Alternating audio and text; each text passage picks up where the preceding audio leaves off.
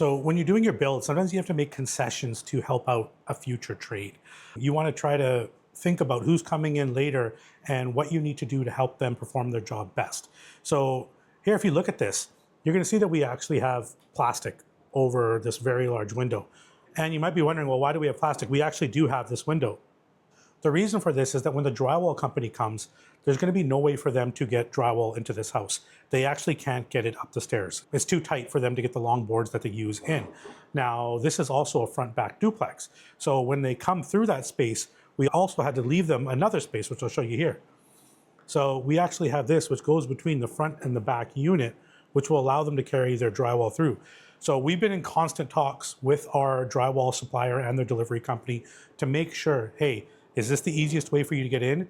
Is this enough room? Can you deliver the drywall? Because sometimes I've had to do this in the past. I've actually had to get the drywall delivered a lot earlier because once we get to a certain point, they actually cannot get in without adding a whole bunch of guys or using much larger machinery.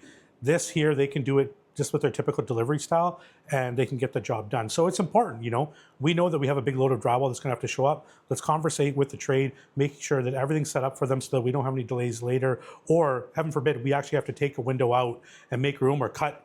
I've had to do this where we actually have to cut a hole inside the side of the house to slide the drywall through. We wanna have those conversations before and be best prepared.